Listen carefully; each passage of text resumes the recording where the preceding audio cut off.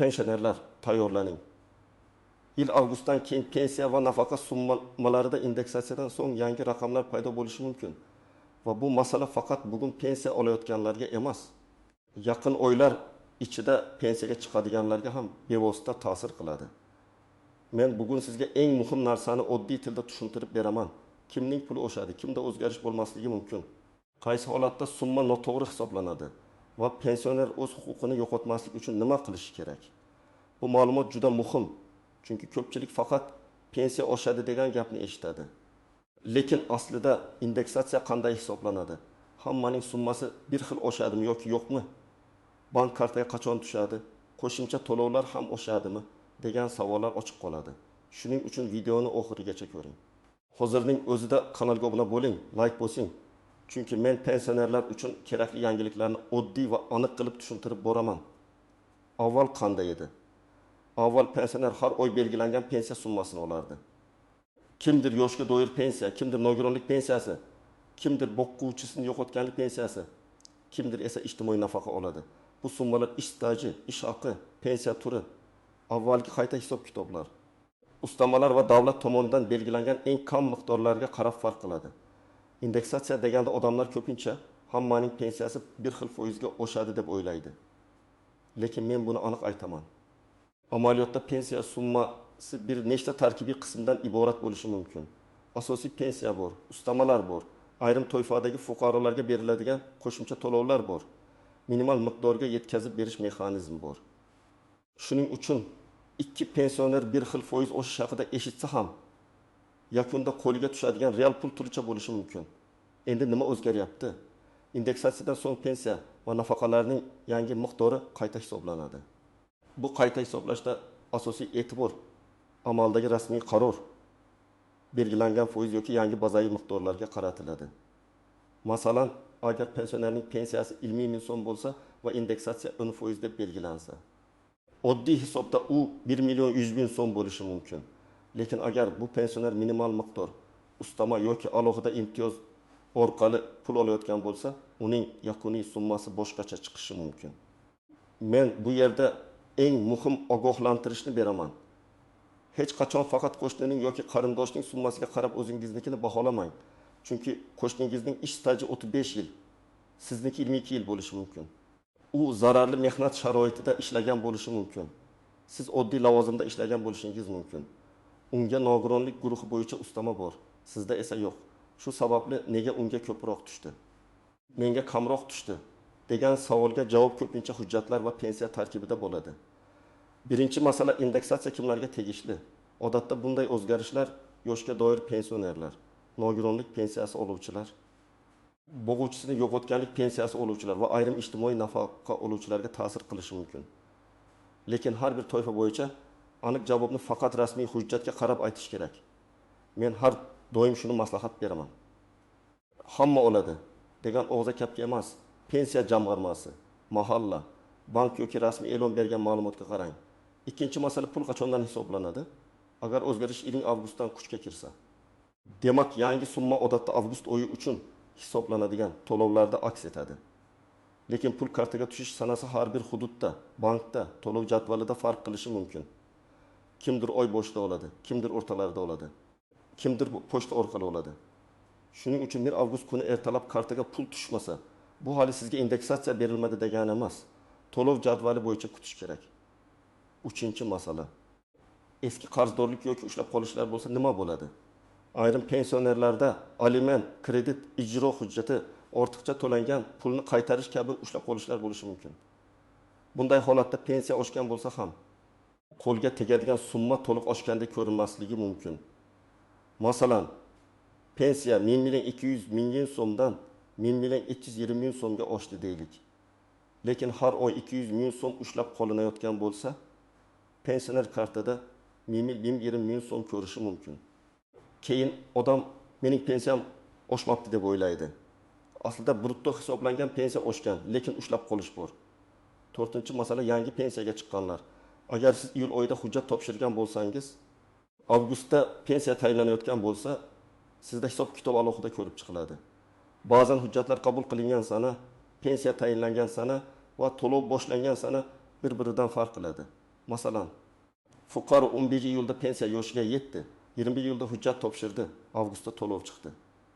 Bunday vaziyatda u eski miqdor, yangi miqdor o'tgan kunlar uchun proporsional hisob-kitob masalasini aniqlashtirish kerak.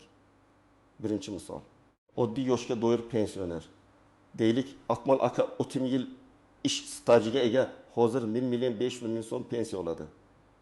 Indeksatsiyadan so'ng uning hisoblangan pensiyasi 1 million 600 ming so'mga chiqdi deb tasavvur qilamiz. Bu yerda farq 20 ming so'm. Agar Akmal akaning hech qanday ushlab qolishi bo'lmasa, bank kartasida oldingidan taxminan 1 ming so'm ko'proq summa ko'radi. Lekin bank xabarnomasi kelmasa ham u mobil ilova yoki bankomat orqali kirimni tekshirishi mumkin. Ikkinchi misol. Minimal miqdorga bog'langan pensioner. Deylik, Munira opa ish staji kamroq bo'lgani uchun pensiyasi eng kam miqdorga yaqin. Uning hisoblangan pensiyasi 820 ming so'm bo'lgan. Lekin davlat tomonidan belgilangan minimal darajaga yetkazib 900 ming so'm to'langan. Endi indeksatsiyadan keyin minimal miqdor ham o'zgarsa, uning yakuniy puli oshishi mumkin. Lekin agar faqat asosiy qism qayta hisoblanib, yakuniy summa baribir minimal chegaraga teng bo'lib qolsa, oshish kutilgandan kam ko'rinadi. Shuning uchun minimal pensiya oluvchilar albatta mening pensiyamning asosiy qismi qancha, qo'shimcha yetkazib berish qismi qancha deb so'rashi kerak. Uchinchi misol. Nogironlik pensiyasi oluvchi. Deylik, Bahrom aka nogironlik guruhi bo'yicha pensiya oladi va unga qo'shimcha ustama ham bor. Indeksatsiya asosiy pensiyaga qo'llansa, ustama alohida tartibda qolishi mumkin yoki ayrim holatda ustama ham yangi bazaga qarab o'zgarishi mumkin. Bu juda muhim, nozik joy. Agar Bahrom aka faqat umumiy tushgan summani ko'rsa, tafsilotni bilmaydi. U pensiya jamg'armasidan hisob-kitob varag'ini so'rasa, unda asosiy pensiya, ustama, qo'shimcha to'lov va ushlab qolishlar alohida ko'rinadi. To'rtinchi misol, o'quvchisini yo'qotgan oila. Masalan, bir oilada 2 nafar bola o'quvchisini yo'qotganlik pensiyasi oladi. Bu pensiya bir kishiga emas, oluvchilar soniga, huquq saqlanadigan muddatga, bolaning yoshi va o'qish holatiga qarab belgilanadi.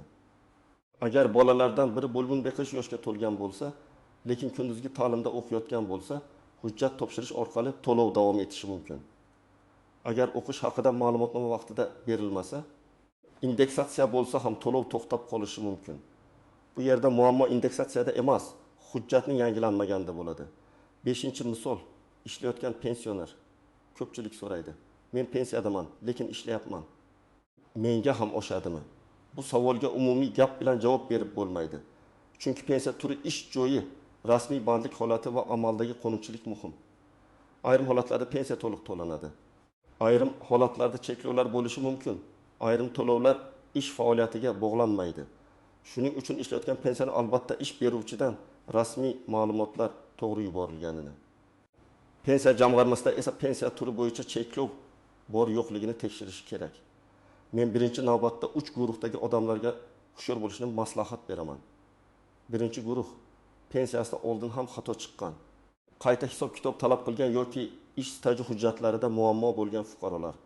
Agar sizning mehnat daftarchangizda yozuvlar noaniq bo'lsa, korxona nomi o'zgargan bo'lsa, arxiv ma'lumotlari to'liq bo'lmasa, indeksatsiyadan keyingi summa ham siz kutgan darajada chiqmasligi mumkin. Chunki asos noto'g'ri bo'lsa, ustiga qo'shilgan foiz ham to'g'ri natija bermaydi. Ikkinchi guruh qo'shimcha ustama oluvchilar. Masalan, urush qatnashchilari, ayrim faxriylar, nogironligi bo'lgan shaxslar, parvarishga muhtojlar, alohida xizmatlari uchun ustama oluvchilar. Bu toifalarda har bir to'lovning o'z manbasi va tartibi bor. Ba'zisi indeksatsiya qilinadi, ba'zisi alohida qaror bilan oshadi, ba'zisi o'zgarmas miqdorda qoladi. Shuning uchun umumiy summaga qarab emas, tarkibiy qismlarga qarab tekshirish kerak. Uchinchi guruh, yaqinda yashash joyini o'zgartirganlar yoki bank kartasini almashtirganlar. Agar pensioner boshqa tumanga ko'chgan bo'lsa, pensiya hujjatlari bir bo'limdan boshqasiga o'tadi. Agar karta muddati tugagan bo'lsa yoki bank almashtirilgan bo'lsa, to'lov kechikishi mumkin. Bunday holatda odamlar ko'pincha indeksatsiya menga berilmadi deb o'ylaydi. Aslida to'lov yo'nalishi bank rekviziti yoki hujjat almashinuvida kechikish bo'lishi mumkin. Agar siz pensiyani doimiy ravishda bank kartasi orqali olsangiz, hujjatlaringiz to'liq bo'lsa, oxirgi oylarda manzil bank fuqarolik holati. Ish holati bo'yicha o'zgarish bo'lmagan bo'lsa, odatda indeksatsiya avtomatik tarzda hisoblanadi. Bunday vaziyatda har bir pensioner alohida ariza yozishi shart bo'lmasligi mumkin. Lekin men baribir tekshirishni tavsiya qilaman. Pul tushgandan keyin eski summa bilan yangi summani solishtiring. Farqni yozib qo'ying. Tushunarsiz holat bo'lsa, darhol murojaat qiling. Agar pensiyangiz ozgina oshgan bo'lsa ham, buni darhol xato deb qabul qilmang. Ba'zan odam foiz katta edi, nega menga kam tushdi deydi. Sababi shundaki, foiz butun kartaga tushadigan summaga emas, pensiyaning muayyan hisoblangan qismiga qo'llangan bo'lishi mumkin. Yana bir sabab, oldingi oyda qo'shimcha bir martalik to'lov bo'lgan, odam uni odatdagi pensiya deb o'ylagan. Keyingi oy esa faqat asosiy to'lov tushgan. Shunda yangilangan summa ham avvalgi umumiy kirimdan kamroq ko'rinadi. Eng katta nozik joylardan biri ortiqcha to'lov masalasidir. Ba'zan pensionerga bir necha oy davomida noto'g'ri yuqori summa to'langan bo'ladi. Keyin pensiya jamg'armasi buni aniqlaydi va ma'lum qismini ushlab qolishni boshlaydi. Indeksatsiyadan keyin ham bu ushlab qolish davom etadi. Natijada pensioner hammaniki oshdi, meniki o'zgarmadi dedi. Bunday holatda sizdan talab qilinadigan narsa ushlab qolish nimaga asoslanganini, qancha summa qolganini va oyga qancha ushlanishini yozma tarzda so'rash. Yana bir nozik masala, hujjatdagi ism, familiya, tug'ilgan sana yoki pasport ma'lumotlaridagi farqlar. Masalan, mehnat daftarchasi Abdullayeva yozilgan, pasportda Abdullayeva bo'lishi mumkin. Yoki eski korxona arxivida tug'ilgan sana noto'g'ri kiritilgan bo'lishi mumkin. Oddiy ko'ringan bunday xatolar pensiya stajini tan olishga ta'sir qiladi. Indeksatsiya paytida bu xato birdan paydo bo'lmaydi, lekin pensiya miqdorini avvaldan past qilib qo'ygan bo'lishi mumkin. Yana bir muhim holat.